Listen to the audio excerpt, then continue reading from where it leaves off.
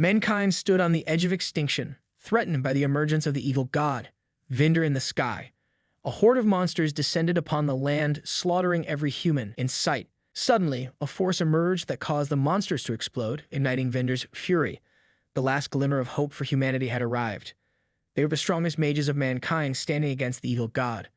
The monsters rushed to attack the mages, and our protagonist, who was at the front, ordered his comrades to prepare their magic spells. He then ordered them to fight fire at the monsters, which they did. He called out to the evil god and shouted to him that his end was near. He'd then activated his compound chanting, combining all 6 magic attributes to fire simultaneously. He attacked Vinder with his elemental burst skill. The other mages shouted to others to support their protagonist, Setsuno, which they did, launching their attack on Vinder too. The man smiled, thinking that it was working, and they all waited for the smoke to disappear. However, Vinder came out of the smoke completely unharmed and didn't move an inch. The mages couldn't believe it. The man gathered his magic power in his hand, shouting that they needed to hit Vinder harder. The other mages threw another attack at Vinder, but he shouted to them to wait, because they needed to observe. He saw his comrades' magic power heading directly toward Vinder, but then the attacks disappeared before they could hit. Shocked to see that their magic was dispelled, Vinder teasingly asked them if this was the best they could do, calling them squirming insects who rot in his garden and describing them as foolish and miserable creatures. The lady was horrified when they realized that their magic was not working against Vinder. The man shouted at him to give them his orders. He cursed in panic, thinking that there must still be something they could do. But suddenly, the man behind was attacked and killed instantly. They then noticed that they were surrounded by a swarm of different monsters. The lady with cane, stuttering, told him that she was running out of mana. Suddenly, the man and the lady were grabbed by the monsters while begging him to save them. Another lady, who was trying to fight, was eaten by a monster frog, leaving him stunned in horror. He then attacked the monsters with all his magic power, shouting at them to stop, but then reappeared behind him and attacked him. A moment later, all of his companions were dead, and he was severely injured. He tried his best to sit down and was stunned in horror when he saw their place burn down. All the humans dead and the monsters enjoying their feast on humans. He clenched his fist, asking if this was mankind's defeat. Then Drake replied that it was a futile struggle, making him think that it was not yet their defeat. He cast a spell and launched his fist at Vinder, punching him, but Vinder managed to block his punch with his arms. Still, Frey screamed in pain and was injured by his attack. Shocked that his attack worked, he wondered how such low-level magic could leave some damage on Vinder. He then understood that he could defeat the evil god with just that, but he noticed he only realized this in his current condition. Frey lifted his hand to attack him and told him that this was as far as he would go. But then the pendant on his necklace moved and released a bright light. He knew that it was what he had received from the headmaster and remembered asking the headmaster if the necklace was the necklace of rebirth, to which the headmaster replied yes and explained that the necklace of rebirth holds the power of the spirit of time, allowing him to redo his past regrets only once. He told the headmaster that he had never had one regret before and asked him if he thought it would be a waste on him. The headmaster laughed at his words and told him that he expected it from the top graduate of his magic academy, but he seriously told him that he was sure he would need it in the future. He grabbed his pendant, thinking about his regret, and shouted that his regret was that he didn't choose to pick that magic at that time. He then shouted to Vree that he would definitely win against him this time. And then he was back at the school. He opened his eyes, and a man behind him hit his back, telling him not to space out too much because it was his turn next. He looked back and saw that it was Leo. He remembered that Leo was supposed to go missing before the evil god appeared. He then looked around, wondering if that building was the Magic Academy, and realized that he had really gone back 10 years. He then swore that he would not let their defeat happen again, and that he would ensure victory against the evil god. Leo then tells him that he had been saying it was his turn and reminds him that they are a ceremony of blessings, prompting him to apologize and walk to the stage. He heads directly to the man. One of the students whisperingly asks if he is the greatest genius in the history of the academy, and a lady replies that she heard Setsuno has the magic affinity for every magic path. The man opened the magic book, and he covered his face when the pages flew out of the book. Knowing that there were different paths in magic, to activate magic, a different technique is required, which is why they have to choose a magic path, making learning different magic from different paths difficult. It was akin to not being able to believe in two gods at the same time. The man then calls his name and orders him to choose the magic path he desires. He then pointed to one of the symbols, asking him if he was sure that his choice would be it. He knew that it was a long-range magic symbol, and normally it was the right choice because elements are made from mana and then aimed at their enemy. With the low risk of being attacked with long-range attacks are normally enough to defeat their enemy. He remembers becoming the strongest mage in the world with long-range magic, but it was useless against the evil god. He then turned away from the long-range symbols and walked to the symbol on the side. He then stopped at the sharp symbol, making the man shocked and the students whisper in disbelief. Leo asked him what he was doing when he said that morning he would pick long-range magic, yet he picked close combat magic above everything else and asked him if he was aware that it was considered the worst of the worst. The man explained to him that the close combat magic path mainly focuses on body enhancement and he can only attack the enemy that is close to him. Also, that magic path is already abandoned, and it was basically the same as going into a battle filled with bows and arrows with only a stone axe. The man then asked him if he was just going to throw away his future, but he didn't reply because he already knew about it, and it was pretty much hopeless as a mage with that magic path. But against the evil god, Vinder, it was the only choice to defeat him. To achieve it, he had to do it. The man and the students stared at him in horror, and the headmaster seriously looked at him, but he still reached for the close combat symbol and chose it. The symbol was marked on the back of his hand while he thought that he would choose it and beat the crap out of the evil god. When he noticed the symbol successfully marked on the back of his hand, he smiled confidently. However, the other students looked horrified as they realized he had chosen the path of close combat. The man closed the magic book, and Cyrus Aright, the head of the long-range magic department, nervously remarked that he had planned to share all his knowledge with him had he opted for long-range magic instead. Cyrus then shouted at him that he would have become the strongest mage and that glory was promised even to him, his mentor, but he just turned around knowing that glory would be meaningless in 10 years. He knows that in 10 years, humans will face defeat, and in 5 years, the evil god will appear. He gets off the stage looking at his symbol, aware that he has knowledge from the first time, but hardly any practical experience with close combat magic. He also wonders how he will develop that magic before the evil god's appearance, unaware that Cyrus was fuming with anger. A moment later, the announcer tells the second-year students who have completed the rite of acquisition to proceed to their respective field classrooms. He looked around, wondering where the classroom for close combat magic was, and noticed that Leo wasn't there. He then asks a man if he could show him the way to the close combat room, but the man is just shocked to see him and rushes away with a lady, making excuses not to talk to him. He looks around and sees the students whispering about him. He then heard some of the students say it was over for him too, and that he'll learn his lesson for choosing such a ill to stand out. He realizes that just by choosing close combat, the treatment towards him is quite different from last time. However, he decides to ignore them and thinks that he'll have to find his room himself. He then remembered that there should be a map of the entire campus in the courtyard, so he headed to the courtyard. But while he was walking, he heard someone shouting, "Fireball!" Shocked and wondering if there was a fight in a place like this, he then saw a lady being pushed and shouting at the men to give it back, because it was a precious brooch her mother had bought for her. One of the men raised the brooch, asking her if it was a magical tool for storing mana. Another man then said it was too fine a high-class item for commoners like her, but they'd make good use of it. Satsuna knew that the one being bullied was from the close combat department, and the 3 aggressors were from the long-range department. The man releases fire, suggesting to the lady that she should take the brooch back by force if she wanted it, using her weakest close combat magic, and threw fireballs at her. She tried her best to dodge the fireballs, and Satsuna noticed that she used the basics of close combat magic, a physical boost that enhances physical abilities. However, he also knew that even if she managed to avoid some magic, the reach was too different. She then conjured something with her power, shouting at the bullies that the brooch was something her mother had saved money for years to buy for her, and she'd never hand it over to the likes of them. She formed a blade, and he recognized it as close combat magic, the Mona blade. The fire mage laughingly told her it was hopeless and threw fireballs at her again, taunting her about whether that dagger would reach him. She was hit by one of the fireballs, throwing her to the ground. The man teasingly told her she was pathetic, and that no matter what she did, it wouldn't reach them, the long-range mages. The fire mage then threw another fireball at her, shouting that she would probably spend her whole life never getting anything like it. Stunned in fear as the fireballs neared her, Satsuma used his magic power and dashed to the men at speed. She saw him reaching for her, and fortunately, he grabbed her away in time to avoid the fireballs, leaving the bully stunned in horror and shock.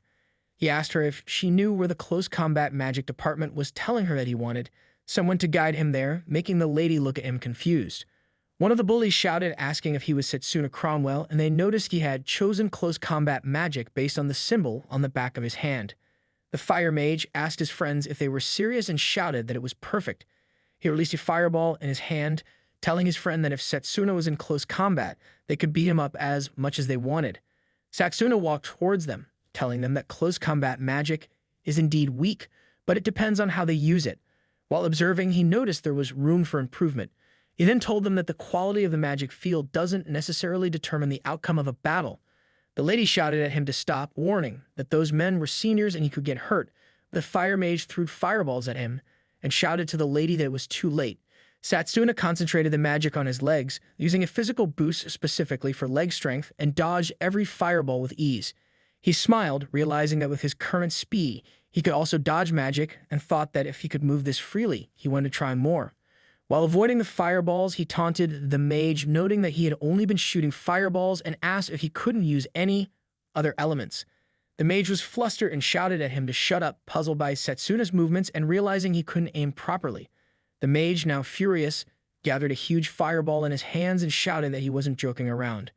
However, when he threw it towards Setsuna, Setsuna simply created a Mona blade and slashed at the huge fireball, slicing it into two. The mage couldn't believe that his fireball had been sliced, and the lady asked Setsuna in shock if such a thing was possible, to which he replied that it was a matter of magic against magic, so the one with higher magic proficiency wins. Setsuna knew that the reason he, who didn't possess particularly high magical power, became the strongest in the world was due to precise control of magical power. He looked at his Mona blade, thinking it seemed more useful than he initially thought, and if he combined its power with speed, it would be even more effective. The mage, now enraged, shouted that in that case he use an extra large one. However, the mage's friends warned that it was dangerous, and that if they went too far, the instructors would intervene, but the mage shouted at his friends to shut up and began to cast a spell. As the mage looked up while casting, he saw Setsuna run closer at high speed, causing him to panic but continue casting. However, Setsuna appeared in front of him faster than his incantation could be completed. Setsuna activated his mana fist and punched the mage in the stomach. The man collapsed, and the other bullies, along with the lady, were left open-mouthed in shock as he fell to the ground. Setsuna clenched his fist, confident that as long as it was within his range, he could fight effectively even with close combat magic. One of the bullies sweated in fear, realizing that although close combat magic was supposed to be weakest, Setsuna's mere use of it demonstrated considerable power. He extended his hand towards the men, asking them if they had forgotten something. The bully hastily handed over the brooch, thinking that it was wise to obey Setsuna for now. The two men then helped their fallen friend and walked away. Turning to the lady, he said he had retrieved her brooch and handed it back to her, inquiring if he was correct in thinking it was important to her. She relaxed and thanked him gratefully, then clipped the brooch back into her pocket. She mentioned she hadn't introduced herself and extended her hand, introducing herself as Leia Rosewell. As he was about to shake her hand, she quickly grabbed and shook it excitedly, saying she knew who he was, due to his famed affinity for all magic paths, and asked why someone like him would choose close combat magic. He wanted to say it was to defeat the evil god, but he guessed no one would believe him, so he instead asked if she could show him the way to the close combat magic department. Realizing from her reaction that the orientation had already started and saying they should hurry, they followed the silent path, noting the department's building was located at the edge of the campus, underscoring the unpopularity of close combat magic. She told him he had to teach her how to make that mana blade from earlier, and he replied that it was nothing special as it all depended on the control of mana. He realized that close combat magic could be used in many ways depending on the circumstances, and if he could master it, he should be able to counter the evil god's dispel magic. He then recalled the day he met with the headmaster. The headmaster had removed his gloves and placed them on the table, revealing that he possessed symbols of two different magic paths, which shocked Setsuna. He was stunned, knowing that normally they could only take one path, and noticed that summoning magic was on the headmaster's right hand, but he had never seen a seal on the headmaster's left hand before. He asked the headmaster what the seal on his left hand was, but the headmaster told him that he would tell him when the time came, and just because it was him, he would entrust him with the secret of that second magic path. However, in the end, the headmaster never taught him that magic, and after the emergence of the evil god, the headmaster was assassinated. He had also sensed the danger posed by the headmaster's second magic path, so he swore that he'd definitely learn it and change the fate of destruction. He was brought back to his senses when Leia pointed to the old building in front of them and told him that it was over there. They rushed to the building while he was busy thinking about the problem of how he was now and how he got the headmaster's recognition. As they got closer to the door, they saw the professor waiting for them. The professor was irritated and told him that it was nice of him to be late with the woman. Leia tried to tell the professor that there was a reason for it, but the professor shouted at her that he didn't care about her excuses. The professor then told him that no matter how good his achievements were in that place, he was worthless, and now that he was in the Department of Close Combat Magic, he was already trash. He grabbed the professor's hand away from him while telling him that he had been rude the whole time and asked the professor if he was correct in assuming he was the professor of that department and if he had any pride in the close combat magic that he was teaching. The professor was furious upon hearing his words and shouted, asking him how he dared to act like that against his professor. But he calmly replied to the professor that there are still undiscovered possibilities in close combat magic, and that is what he believes. The professor fumed with anger and thought that it looked like he needed to break the high nose of Setsuna. The professor then turned around and told him that if he was going to say that much, you should show him instead, while pointing to the students busy trying to break stones. One of the students raised his mana blade and hit the stone in front of him with all his might, but the student cursed when he saw that he couldn't even make a crack. He asked the professor what the test was, and the professor explained that it was the first test needed to determine their rank in the class. There was a crystal embedded in that black steel rock, and all he needed to do was extract it as quickly as possible. The professor also mentioned that those who failed would be punished. He then shouted to the students that it had already been an hour, yet none of them had managed to break it. The students replied that, easy as you might say, the stone was really hard, and they questioned how they were supposed to break it with the magic they have learned so far.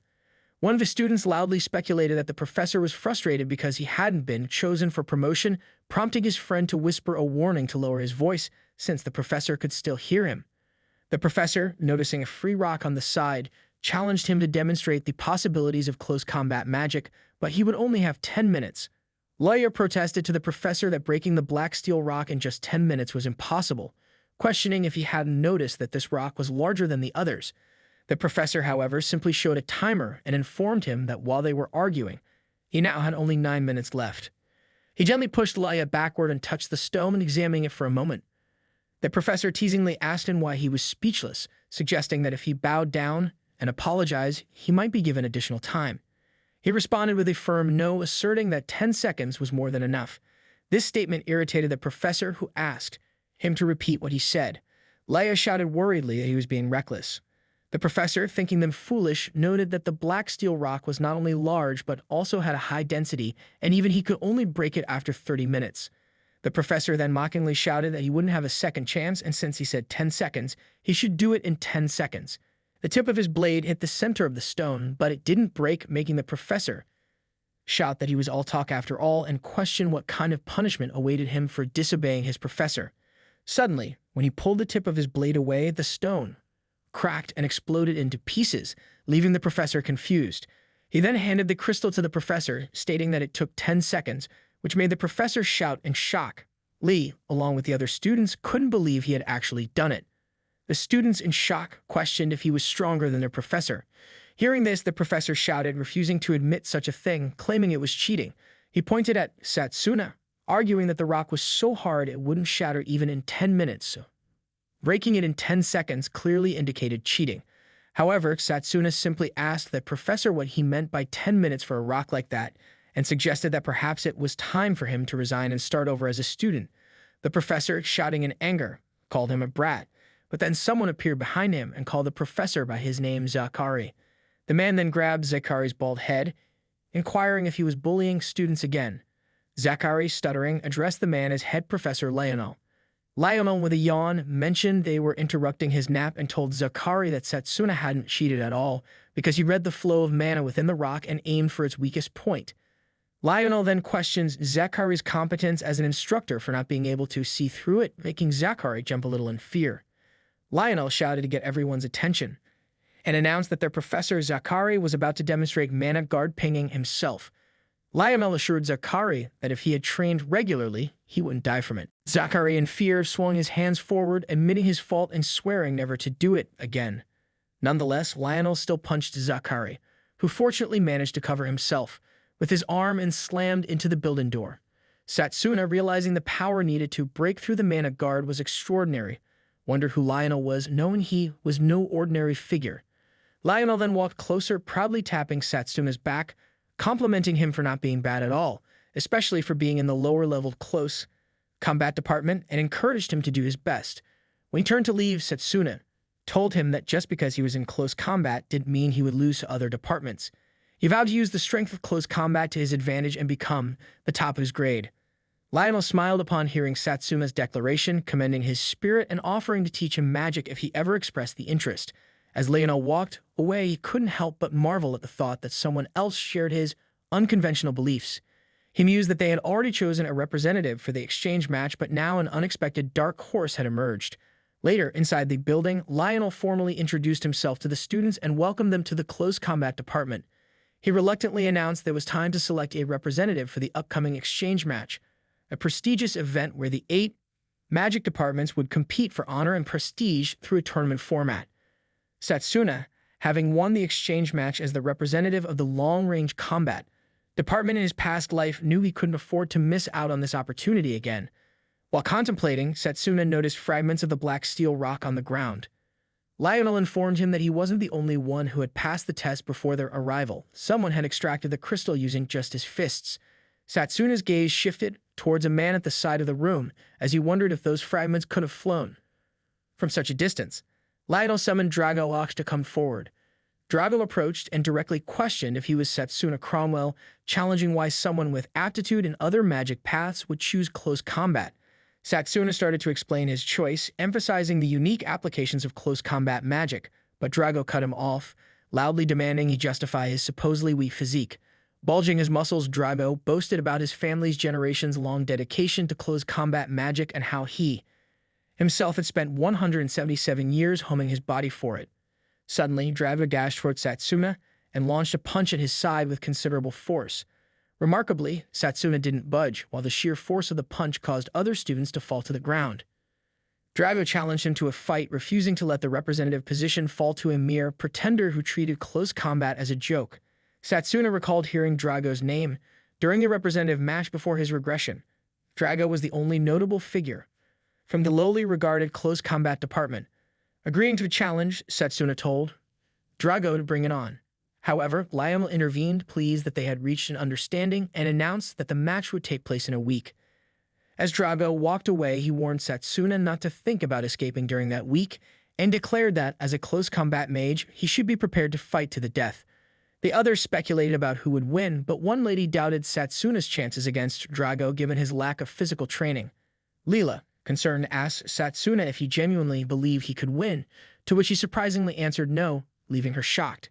Satsuna knew that he couldn't outmatch Drago's trained physique in his current state, but he was not without a strategy. Leela followed him, curious about his next move. They soon arrived at a forest, where Leela was astonished to see a giant tree. She questioned the significance of their location, and Satsuna revealed it was his secret training spot known only to him. He confidently told her that in this place he would become 3 times stronger. She told him that it was a massive tree and must be a sacred tree more than 1,000 years old. Suddenly, the tree released a green light, and the light appeared around him too, making him feel it and realize that he was being acknowledged by the tree. Once again, she asked what the light coming from the tree was, and he replied that it was the blessing of the sacred tree. He explained to her that it was only given to those who have been acknowledged by the sacred tree. With gratitude for that holy mana attribute, he could recover his mana. He also told her that as long as he was there, he had no worries about running out of mana, and basically he could train until he reached his limit. She was amazed, but she knew that Drago was a natural-born close combat mage. She thought that since Satsuna had helped her get her brooch back, it was her turn now to help him, and decided to start scouting, leaving him looking at her confused. The next day, in the close combat department's training room, Leela looked around but was shocked to see Drago easily bench pressing the huge barbells, making her wonder what in the world was going on. Thinking Drago was the only odd one there, Drago called Lionel and asked him if the black steel rocks were still in the yard, but Lionel just asked him back if he was planning on crushing all of the rocks. Drago walked away and replied that he wouldn't break them, then put the black steel rocks behind him and did his push-ups, while telling Lionel that he was only borrowing them. Leela, who was peeking, was horrified and thought that if someone received a punch from Drago, they would die. She then ran away, wondering if Satsuna was really going to be fine.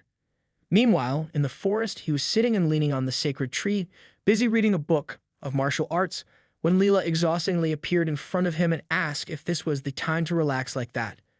She reported to him that Drago was doing push-ups with 5 black, steel rocks stacked on his back. He told her that he expected it, but it was already a given that Drago would do that to train his physique, and told her not to worry because it was also part of his plan. He then rushed to read the martial arts book with his mana. She asked him what he meant, and he replied that a physical boost is basically reinforcement and controlling the nervous system with mana.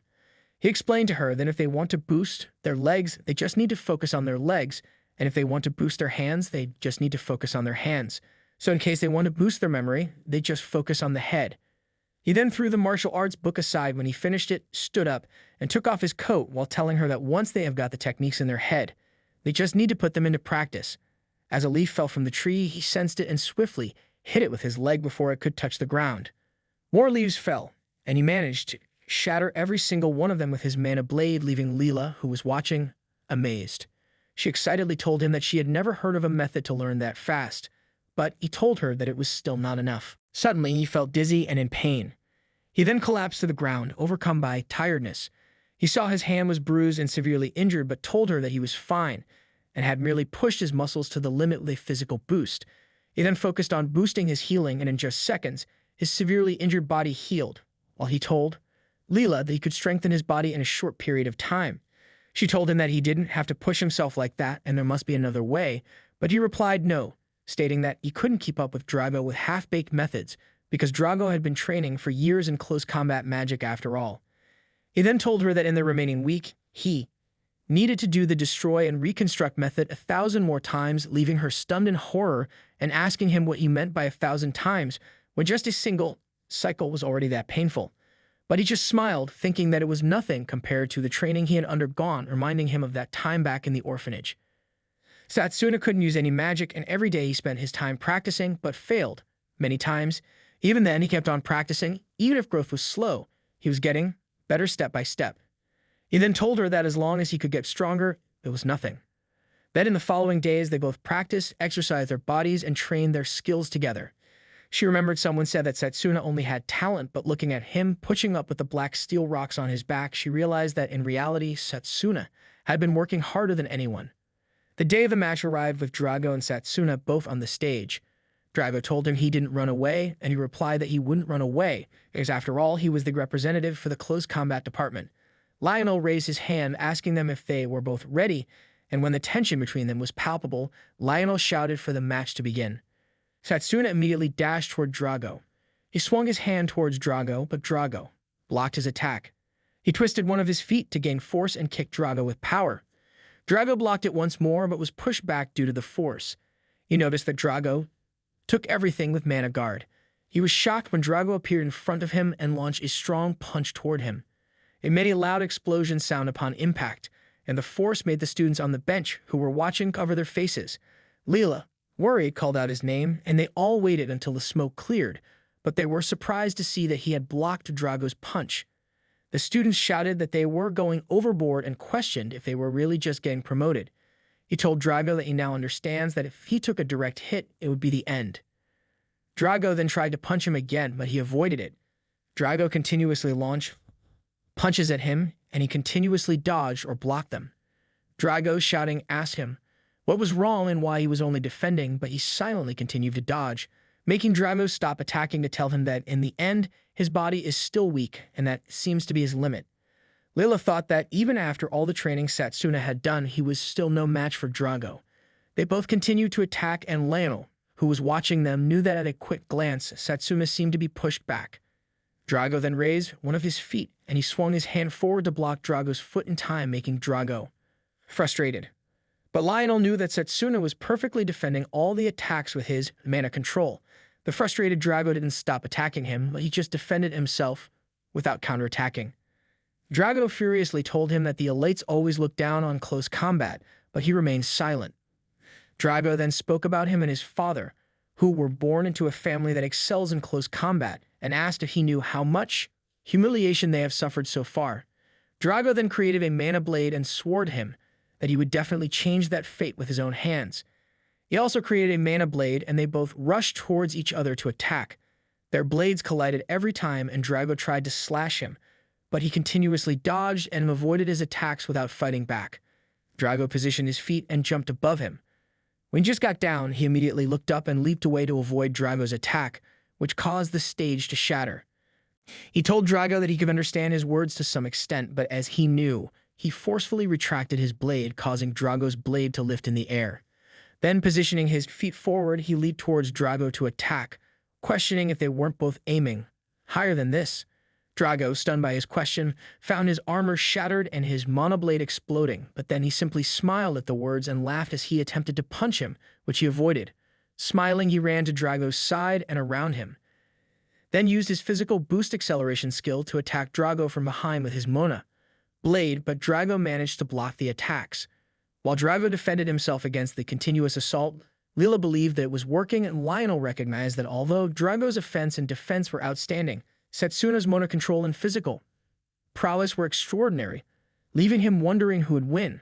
Realizing Drago's defense was solid, he needed to create an opening. He jumped back a bit to create distance between them, and Drago did the same. Drago then created another Mona blade and swung it towards his head, but fortunately, he tilted his head back just in time to avoid it. Drago swung his blade backward to gain force and then attacked him with it. He managed to block it with his blade, but was still slightly pushed back by the force. He noticed Drago was using all his mana for that attack, so he immediately leaped backward, avoiding being shattered along with the ground. He noticed he was about to fall off the stage, and Drago, thinking he had finally cornered him, believed he couldn't use his renowned footwork from there. Drago then flexed his muscles and warred confidently, showcasing his steel-like muscles, leaving Laya and the students wondering at the spectacle. Drago dashed towards him with his muscles tense and launched a punch, but he calmly waited for Drago, and when Drago's punch hit, it merely pierced through him as if he were water. Drago couldn't believe it was just an afterimage. He then appeared above Drago, explaining that if he kept using his mana at the place where he was standing, he would leave an afterimage, briefly surprising Drago. He appeared behind Drago, ready to swing his blade at him, but Drago turned around with his fist, ready to counterattack. He told Drago it was the end and slashed Drago with a swift slash before Drago could hit him. Lila and the other students were shocked to witness the attack, and Lionel noticed it was aimed for a counterattack. Capitalizing on the fierce assault, Lionel then shouted that the match was over and declared Setsuna Cromwell the winner. Lila cheered, but the other students were in shock. Drago moved his hand, trying his best to stand up. The students couldn't believe that after taking Satsuma's hit, Drago could even stand again. Drago thought this couldn't be happening and knew the final blow from the Mona blade was adjusted to not be fatal. Suddenly, Satsuma extended his hand to Drago, but Drago just asked him what he was fighting for. Satsuna silently looked at Drago for a moment and replied that he was fighting to never lose to anyone and to prevent anything from being taken away from him, swearing to become stronger than anyone else. Drago was surprised by his answer and admitted that he understood Satsuna was strong. Drago then accepted his hand while acknowledging he had been completely defeated by Satsuna, who truly lived up to his reputation. Satsuna then looked at Drago, considering that Drago's power might greatly assist in the battle against the evil god. Lionel approached them, commenting that Drago was quite the sore loser for facing Satsuna in close combat. Lionel raised his hand and announced that Satsuna had been chosen as the representative of the close combat department. A few days later, Lionel told Satsuna that it was time for the representative to meet face-to-face for the exchange match, adding that it might sound strange coming from him, but Satsuna should behave himself, to which Satsuna agreed. Entering the room and walking further, he saw female and male student participants gathered. Then one of the men inquired if a representative from the close combat department was also participating. The man then expressed his impression that Satsuna was coming out willingly to expose his shame, but soon he noticed the emblem on Satsuma's hand, guessing he must be the representative of the enchantment magic department. The man mockingly called him Mr. LL Woolly Grunt's department's representative, asking if he wasn't aware. He then stepped on Satsuna's foot, telling him that he was his opponent for the first round. He man-teasingly asked him if it wasn't true that in the past 100 years there hadn't been a single instance of the close combat department winning. He suggested that they, a worthless bunch, should just stay in the corner of the school building and keep doing muscle training until they died. However, the man shouted in pain because Satsuna had stepped back on his foot. Satsuna then remarked that it seemed like they had a unique way of greeting each other in the enchantment magic department, inquiring if it was something of that sort. Satsuna stepped harder on the man's foot, making the man call him a bastard in pain. However, Satsuna calmly told the man that it was irrelevant whether they hadn't won in 100 years. This year, the close combat department would win. The man pulled his foot away and shouted at Satsuna to stop talking nonsense. Suddenly, someone walked into the room and suggested that while it was fine to be passionate, perhaps they should wait until the match to determine who comes out on top. The students stood up, and Satsuna remembered that what was happening there was just like before his regression. As he looked at the headmaster in front of them, they then gathered in front of the headmaster. The pink-haired lady energetically greeted the headmaster, promising to do her best to showcase her capabilities during the inter-school exchange match. Satsuna recognized the lady as Carol from the summoning department and noted that Carol's friendliness hadn't changed a bit. He remembered Carol as the formidable opponent with whom he had engaged in a fierce battle during the exchange match before his regression, emerging victorious back then. Headmaster congratulated them on earning the right to represent their departments, expressing his delight that 8 great talents had come together. He also mentioned that they probably already knew from their departments that the inter-school exchange match would be conducted in a one-on-one tournament format, with opponents determined randomly. The headmaster announced the lineup for the first match of the inter-school exchange, Close Combat Magic, which specializes in hand-to-hand combat versus enchantment magic, known for bestowing mana upon objects and life. The second match would feature healing magic, creators of miracles who support their allies against long-range magic, which aims to defeat enemies without allowing them to approach.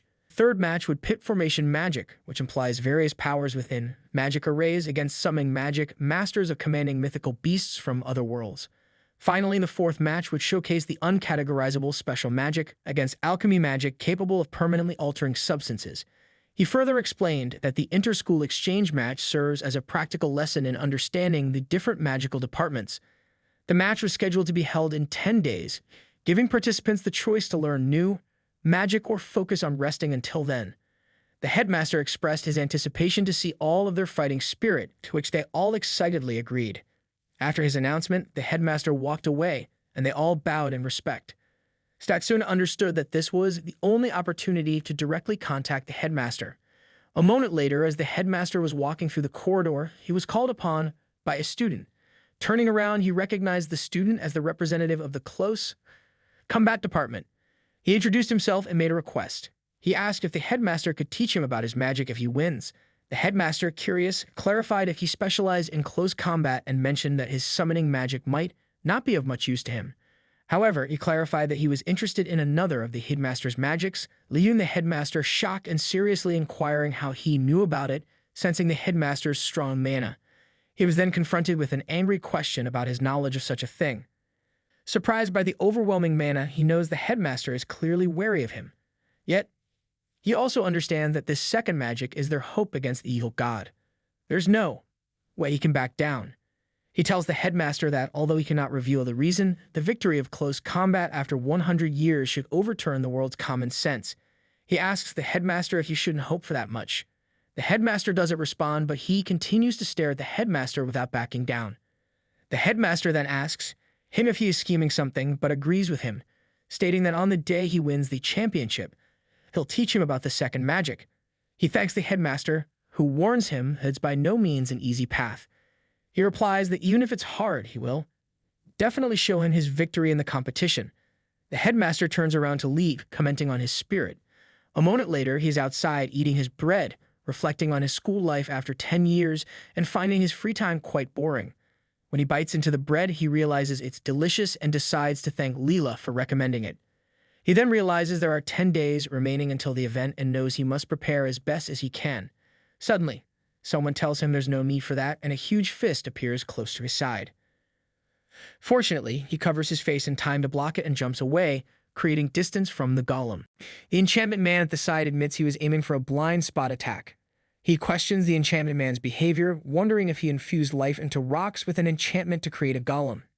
The enchantment man, angered, replies it's a continuation of their last encounter, and there's no need to wait for the exchange match. He then uses his magic to gather stones and create more golems behind him, asking how he dared to embarrass him like that. He tells the enchantment man that it was the consequence of his own actions. Suddenly, students emerge from the building behind them, and the enchantment man realizes that it would be troublesome if what looked like bullying a close combatant got reported. He then withdraws the life from the golems and walks away, warning him to be more prepared for their match. He acknowledges the enchantment man's considerable skill, as he can provide mana to such a significant amount of matter and control it simultaneously. However, he tells the enchantment man that he shouldn't leave after, causing someone to drop their bread. The next day, in the close combat building, Lionel announces that the day's topic is preparation for the exchange match.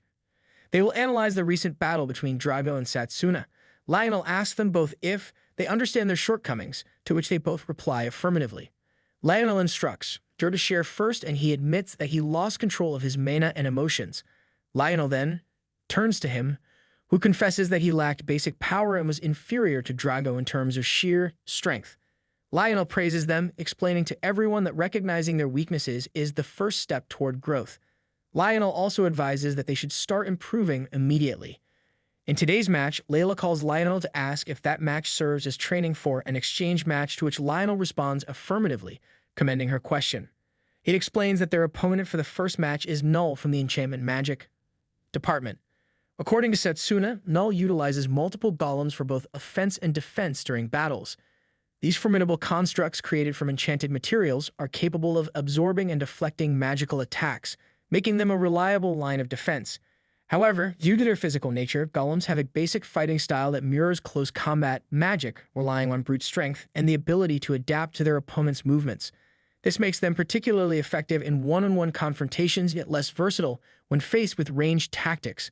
Recognizing the unique strengths and weaknesses of Null's approach, Lionel convened his team to strategize for today's critical match. As they gathered in their training room, the tension in the air was palpable.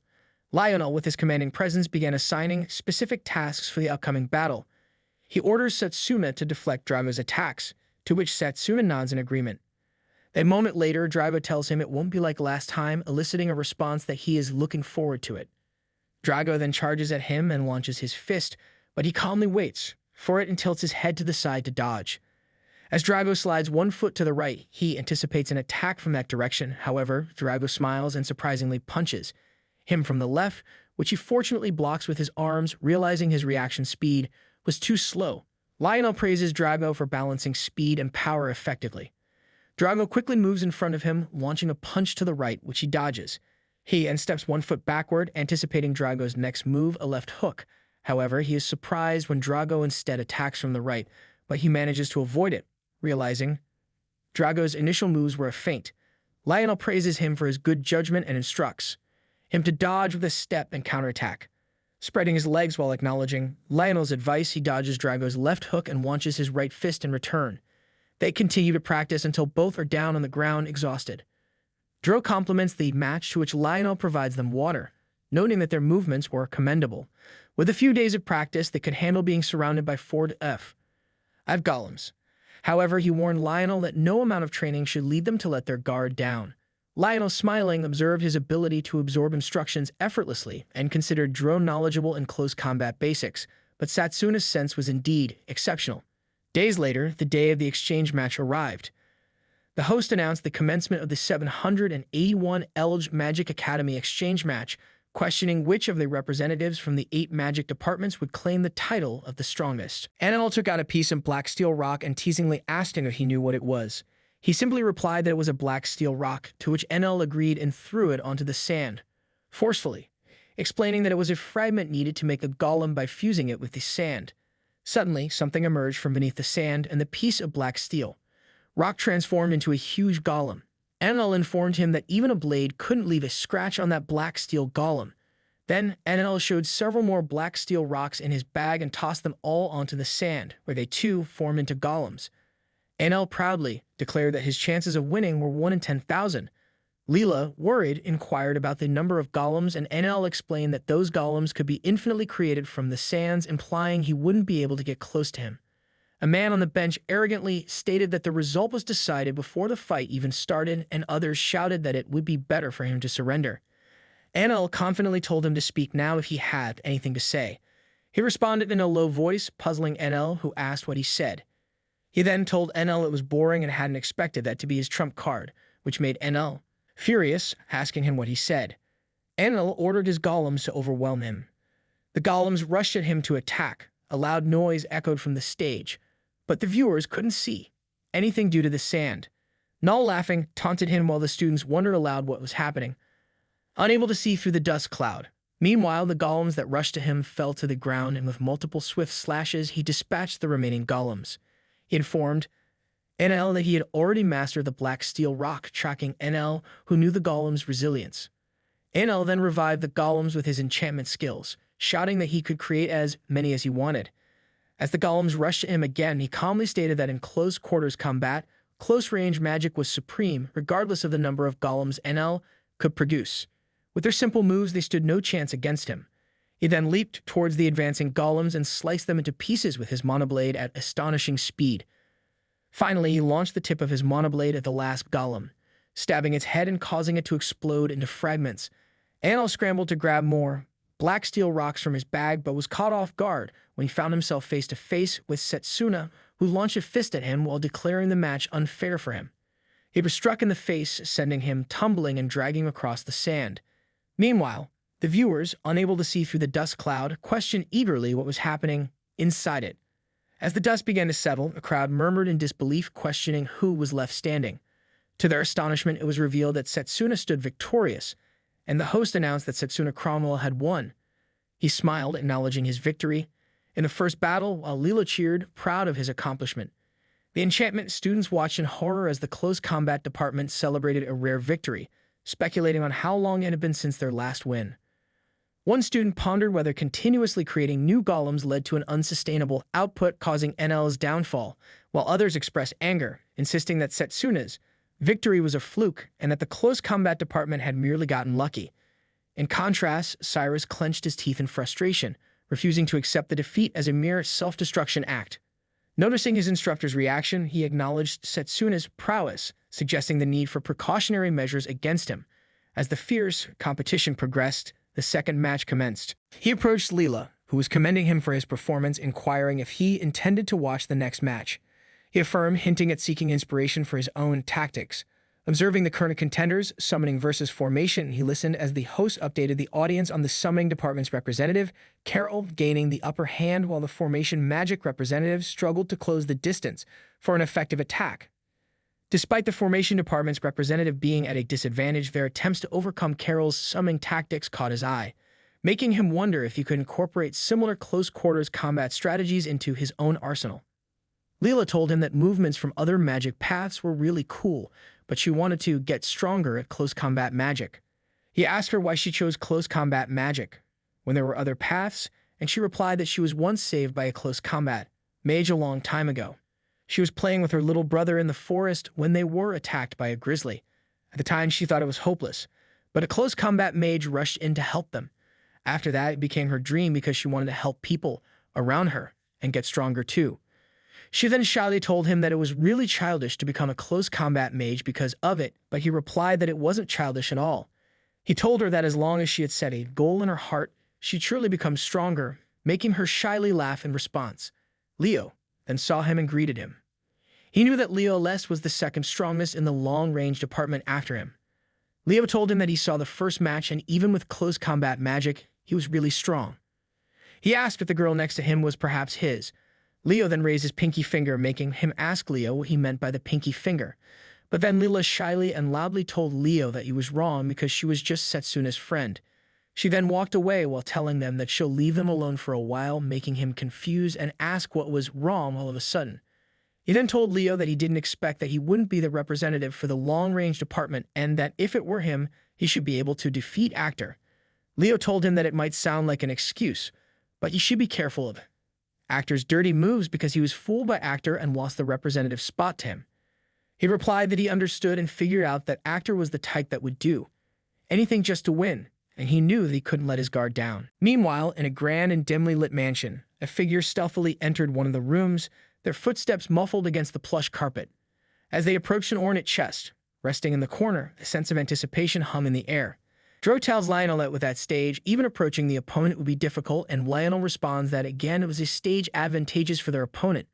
On the other hand, the actor tells Cyrus that it was expected from the head of the long-range department because that level of cheating is a piece of cake for him. Cyrus replies that he must thoroughly teach Setsuna a lesson and make Setsuna regret choosing close combat. Meanwhile, in Setsuna's room, he tells Leela not to touch the vase on his table, making her confused. He then explains to her that the vase is a contact-triggered magic tool and it will completely suck up her mana. She was shocked upon hearing it and asking why he had put something like that there. He simply replies that it was a trap aimed at him, and it makes it the seventh one. She was horrified upon hearing that it was the seventh one and asked him if he was all right with them. He replied that he had avoided dealing with them, so there was no problem. He knew that the culprit was undoubtedly the actor because the actor was quite cunning and didn't even leave any evidence behind. Suddenly, someone knocked on the door, and the children happily gave them a bouquet of flowers. Layla called the girl in front Ara to ask her what the matter was, and the boy, who was pointed to the side, replied that a person over there had asked him to give those to them. He looked in the direction the boy was pointing, but didn't see anyone. Lee asked the children if that person is Setsuna's fan, when that person could have given the flowers himself. Ara coughed and breathed heavily, while the boy, coughing, tells her that the person said he was embarrassed. Ara let go of the flower and shakingly told them that she felt a bit dizzy. He then saw a black spot on Ara's neck and remembered that he had seen those spots several times on the battlefield before his regression. He immediately kicked the flower away. Leela, who was hugging Ara, asked him what was wrong, and he replied that the flower was a poisonous grass called venom. The boy started to shake and cough too, and suddenly all the children were down on the floor in pain. He was furious that the actor dragged even children into it, and that the actor was going to go that far. He tells Leela that if they don't treat the children quickly, it will become irreversible, but he knows that ending a healer right now who can deal with that poison won't be easy. She asked him if she was right that the children's condition was urgent, to which he replied yes. He then told her that she should stay away because there was a chance that the poison could affect her just by being near it. She frowned in fear, but reassured him that everything was fine as she reached into her pocket. Pulling out her brooch, she explained that it was a magical tool designed to store mana. It contained healing magic that her mother had imbued into it specifically for her. As she used it to heal the children, he watched as the dark spot on Ara's neck began to fade. She mentioned that although her mother had given it to her as a gift for emergencies, this situation certainly qualified. He expressed his gratitude to her for her help. He then grabs the flower and runs away at speed, shouting to her to leave the poisonous grass to him. He knows that venom grass is most toxic when it blooms, so he must dispose of it before it blooms. But if he does it in a crowded place, the toxins will end up scattering. He then runs out of the academy at speed, still holding the venomous flowers that are slowly blooming, and gets infected by it. He arrives in the forest where the sacred tree is, knowing that if he hopes to dispose of it, is the perfect place. The venomous flower then blooms, and he throws it into the air. He creates a monoblade and furiously slashes the venomous flowers. They spread everywhere, but with the help of the sacred tree, a toxin doesn't scatter, and the venomous flower disappears before it lands on the ground. Meanwhile, in the arena, the audience is whispering, and one of the men asks his friend if the close combat representative is still not there, to which his friend replies that maybe Satsuna ran away. The host announces to everyone that as the designated time has arrived, player Satsuna would forfeit and player actor would be declared the victor. But before the host could finish the announcement, he shouts to the host to wait, making Lionel and Drago surprised. But the actor is the most shocked one when he sees him arrive while catching his breath. He then furiously shouts that he won't forfeit and shouts at the actor to I'd him, but the actor just laughs at him and asks if he will fight with that messed up condition of his. They both walked to the stage and the actor smirked, telling him that it looked like he had accepted the congratulatory gift for the first round from him. He asked the actor if this was his way of doing things and told him that unrelated kids were being affected by a deadly poison, but the actor acted as if he didn't know about it and asked if there was such a thing, making him clench his fist in anger. The actor then told him that he was surprisingly passionate and that even the kids should be happy to be used by the elite, making him furiously call out the actor's name. The host then shouted to everyone that the second round begins, and the actor immediately attacked him with Storm Blade, which he jumped to the side to avoid. Drago asked Lionel if there was anything wrong with the actor because the actor's mono was totally unrefined. He held his shoulder, knowing that with the protection of the sacred tree, the venom grass's poison was purified, but there wasn't enough to purify the poison inside his body. He then saw a swarm of magic powers heading toward him, but managed to jump forward in time to avoid it. However, the actor, smiling, shouted, "Not yet," and continuously attacked him. He continuously jumped by the stones to avoid every attack of the actor while getting closer and closer to him. The host announced that the close combatant was completely on the defense, but Cyrus smiled, thinking that their preparation was worth it. Cyrus then told him that he better prepare himself for humiliation, but he just peeked at the audience side, noticing that Leela was still not back and hoped that the kids were safe. The actor cast another spell while teasingly asking him if there was something he was worrying about, but he just caught his breath and kept silent. A student teasingly said that the close combat representative was just running away, and another man replied that he guessed they had no way of dealing with long-range opponents. The actor then launched more magic attacks while teasingly suggesting to him to consider withdrawing, but he just covered his body, deciding to defend with the Mona Guard. However, when the actor's magic power tip hit his Mona Guard, it shattered, and he was hopelessly hit by it. His blood dripped on the ground, and he was severely injured and poisoned. The actor laughed at him and shouted to him that he was really falling apart now. But he just glared at the actor and asked him why he wasn't finishing him off, making the actor confused. He told the actor that the best move would be to prevent close combat, and then to overwhelm him with consecutive attacks, that all he has been doing is provoking. He then asked the actor what he was planning. The actor told him that he never expected to be lectured on long-range tactics. However, he acknowledges his good observation and admits that he was definitely not to be underestimated. The actor then shouted for him to look around, and he saw that there were no stones left to jump around him. The fireball man was shocked and asked when the actor had done it. The actor told him that he adheres to the principle of avoiding unnecessary risks and that it was his aim from the start. The actor then activated his storm cannon skill, making Drago and Lionel frown in panic and worry. The actor, holding the storm cannon, told him that with it, it was over for him. Suddenly, Leela called out to him from the audience's side and shouted that the kids were safe now, making him smile and use his physical boost, saying that he didn't have to worry about the children anymore. With his fully healed body, he tells the actor that it was his comeback, making the actor shocked and asking him how he has recovered. He created a monoblade while replying that it was not that surprising and explained to the actor that it was an application of physical boosts and he had been activating his cells all along while fighting and breaking down the poison. He also tells the actor that when he was busy chipping away at the footing, he fell for the plan and called the actor a coward. The actor, stuttering, tells him not to get cocky and asks him what he can even do in that situation. Cyrus shouted to the actor that he was right and ordered him to do it, which the actor followed and released his storm cannon in his direction. He faced the storm cannon, knowing that there was no footing and the remaining magical power was scarce, but he tells the actor that much should be enough for him. He then swung his Mona blade at the storm cannon coming in his direction. He got slashes, but he tried with all his might and managed to throw it back at the actor, making the actor shocked, and Drago couldn't believe that he repelled it. The actor swung his hands forward and stopped his storm cannon before it hit him in time. The actor then asked him if he thought he could nullify his own magic and told him that his strategies had run out, so it was over for him. But the actor was stunned when he appeared in front of him with his Mona blade.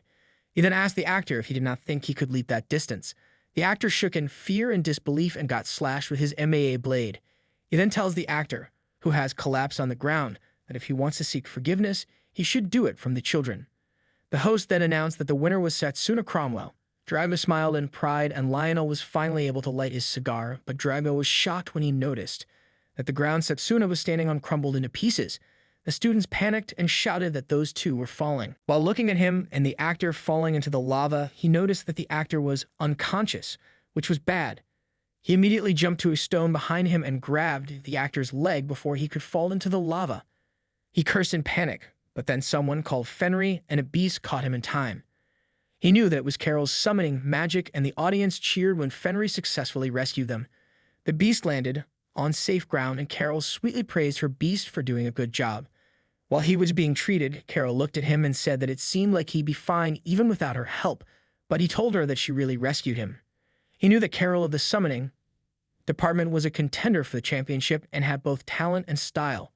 He thought that if Carol kept winning like this, he better be prepared for a fierce battle.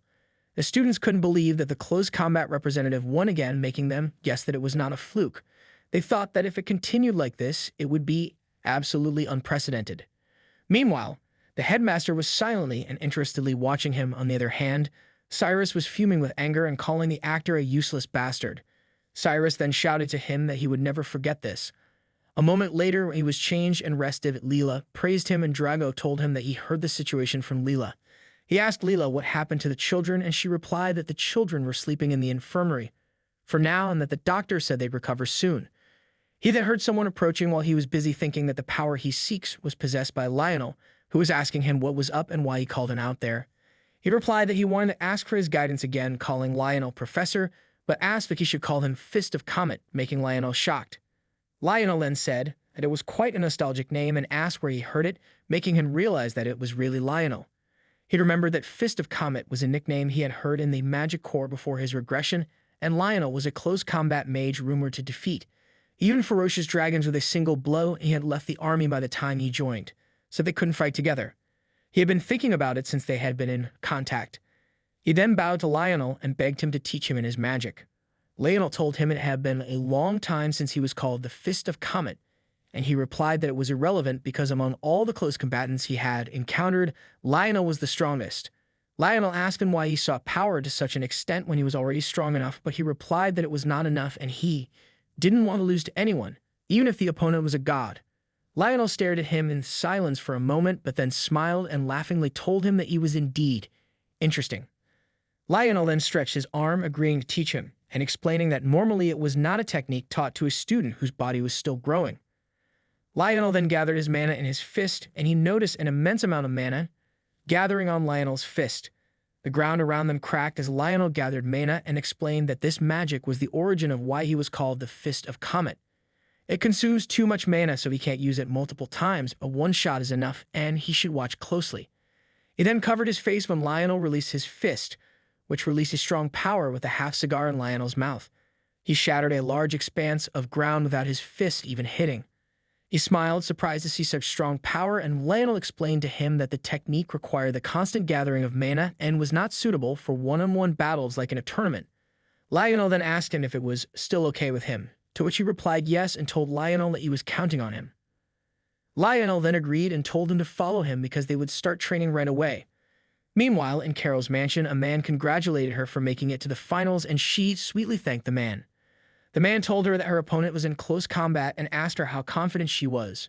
She replied that victory or defeat depends on luck, but she'd do her best to have a good match. She then asked the man if he would like another cup of tea, which the man agreed to and thanked her for. When she stood up holding the tray of tea, the man grabbed something from his pocket and took out a paper with an emblem. The man then pointed it behind her, making her feel pain as the emblem on the paper marked her nape. She then collapsed with the tray she was holding as the man stood up, saying that if she won, then so be it, and if the situation changed, then so would their plans. Well, that's all for now. Remember to like and subscribe and comment for part 2.